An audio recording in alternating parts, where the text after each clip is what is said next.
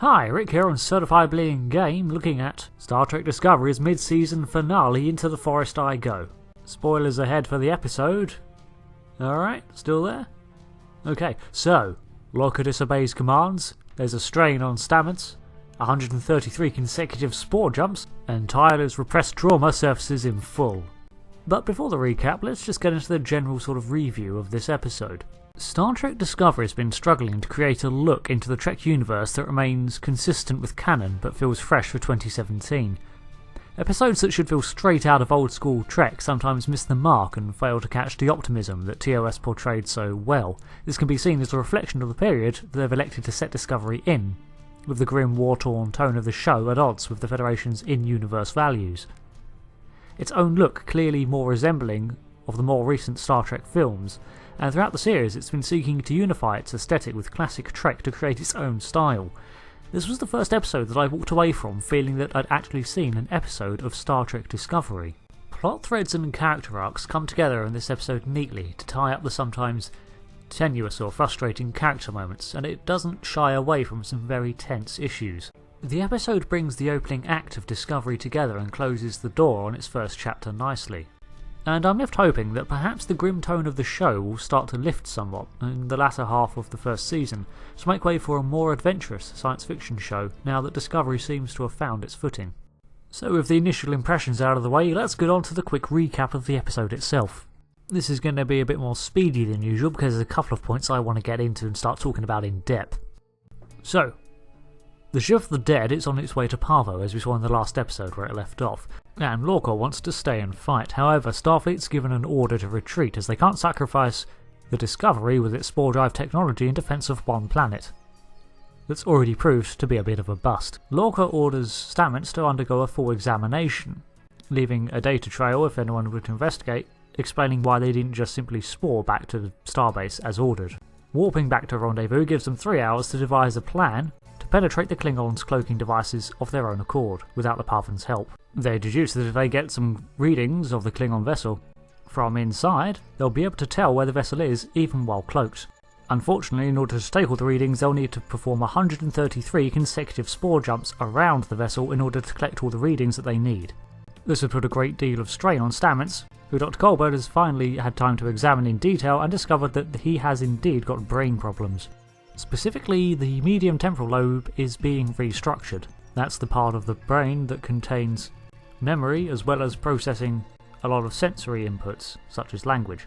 It's hard to tell if Lorca's manipulation of Stamets here is based on genuine feelings, or whether he's simply exploiting the scientist's natural curiosity.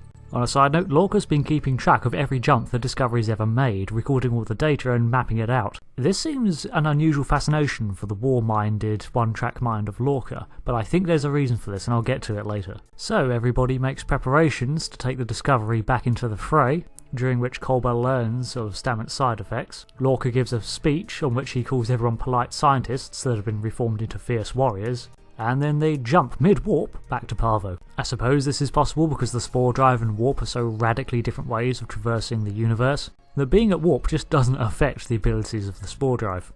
As expected, the Klingons are already in orbit, and as they decloak, Burnham and Tyler beam across with masked life signs in order to plant the sensors they'll need to take the readings. The life signs they detect that belong to a human are those of Admiral Conwell.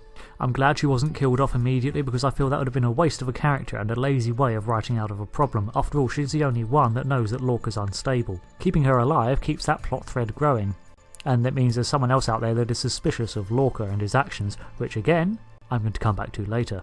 But Ash Tyler's repressed trauma surfaces in full when he sees L'Rell, who's obviously been imprisoned there on Cole's orders. He has some flashes of some pretty messed up torture that he's been through. But of course the Admiral is a former psychiatrist and is able to coax him through the worst of it, but unfortunately he's out of commission, meaning Burnham has to go on alone. Burnham places the last probe, activates the universal translator so she can eavesdrop on the Klingons, and Discovery goes to black alert. There's a very touching I love you from Stamets, which basically sealed his fate for me. I thought when he was all done he'd come out of this a vegetable. This scene was incredibly tense. I mean, Stamets is already freaking out after only about 33 jumps, and when Dr. Colbert asks Tilly how many they've got left to go and she replies 96, my heart just sank.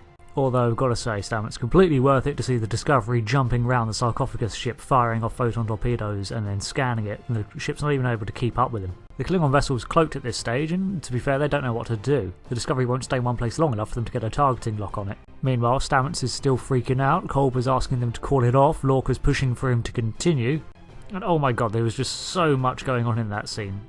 It was pretty cool.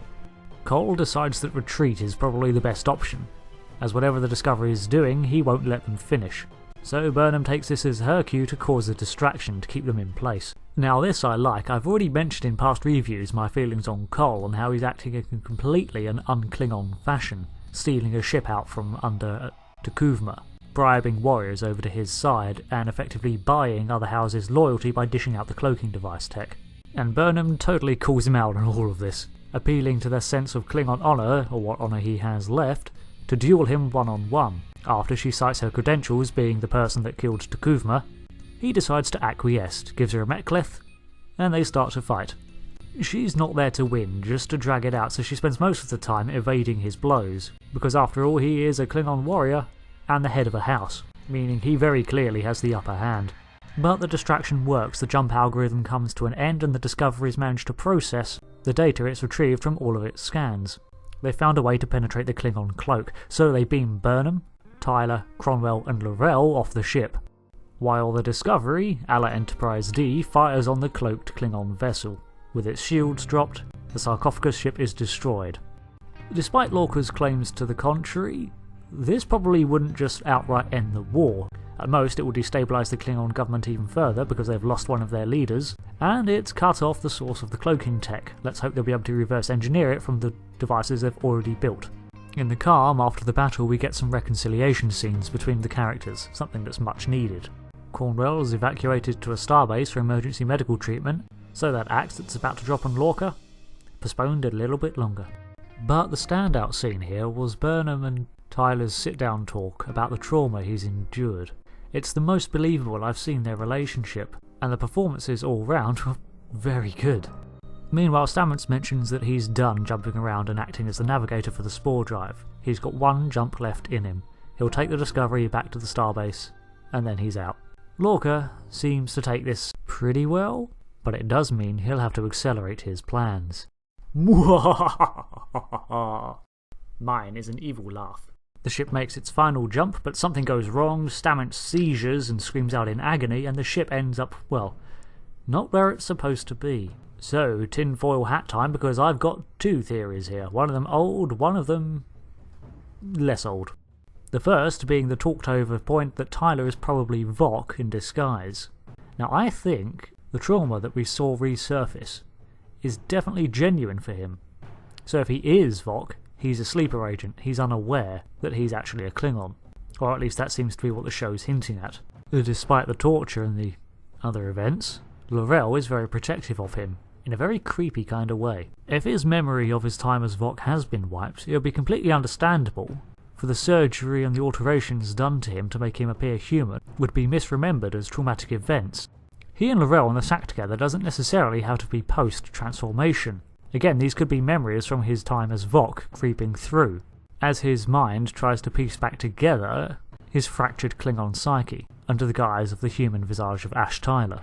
And the other conspiracy I want to mention is what if Lorca is from the Mirror Universe? Now I know this theory has been bounced around for some time, but let me just add this episode as fuel to the fire. One of the first things that set me onto the path of suspecting Lorca is not who he claims to be was after watching Trexpertise's breakdown of episode 6, Leith. Now the theory originally speculated that this could be Vok in disguise, a cool possibility I hadn't considered. For evidence, it cites Lorca's hesitation when Admiral Cornwell refers to events in their past and the fact she doesn't seem to recognise the scars on his back, which already seem quite old and healed. She also very clearly mentions that it's not the same as before and that he is practically not the same man that she once knew. Instead of a Klingon, what if it is Lorca just from the Mirror Universe? Now, my idea differs a little bit, is what if, when the USS Baran was destroyed, all members of the crew were lost, including the captain. Somehow Lorca from the other universe surfaced during these events, leaving, to all outside observations, Captain Lorca to be the only survivor.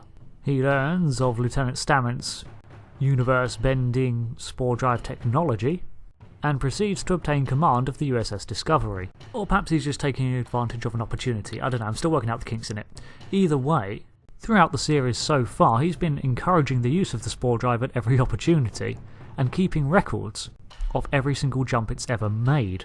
And as Stamets points out when he examines the map, he can see dark matter points, which could potentially be gateways in the mycelium web to alternate universes, parallel universes. Lorca has always had a fairly one-track mind when it comes to things. Tardigrade? Weaponize it. Giant space whale? I don't care what you do with it. Discovery is a science vessel that can run over 300 research projects simultaneously. Nope, now it's a warship and the crew are warriors. So why specifically keep tabs on a device that could potentially break into alternate universes? Is it really for exploration? Or, with Stamets saying that he's only going to do one last jump before he is out, has he seized the opportunity Let's go home. to return home? Because let's have a look at the keypad that he opens to enter the coordinates for the jump.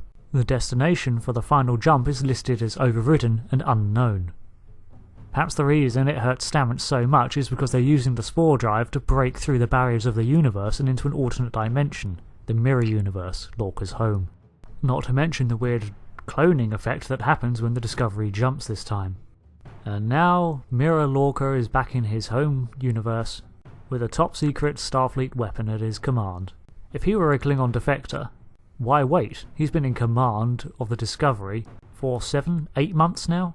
Plenty of time to return it to the Empire, but if he was still collecting data and trying to map out a way back to the Mirror Universe, these final 134 jumps the Discovery has performed could have been all the data he needed to return home. This final enormous push through the barriers of our universe and into the next is just too much for Stamets, who's finally been overloaded. Now all Lorca has to do is act confused and surprised as the rest of the crew, and he's home free. Of course, how he got to our universe is a mystery in of itself, and like I say, this is only a theory. It's also equally possible that Stamets was just stressed too far and they've ended up in an unknown region of space. But I kind of like this theory because I've always been a proponent of the idea that the spore drive does more than just take you from A to B. You're messing with things way, way beyond human comprehension. So anyway, that was my takeaway from this episode, both in theory and I guess in review. So, thanks for watching. Discovery's now on its mid-season break, but I'll still be doing Star Trek here and there on the channel. In fact, I've got a very special episode on Kahless planned. I might post a trailer for it or something, I'll let you guys know. Anyhow, thanks for watching again. I've been Rick, this has been Certifiably In Game, and I'll see you in the next video. Goodbye.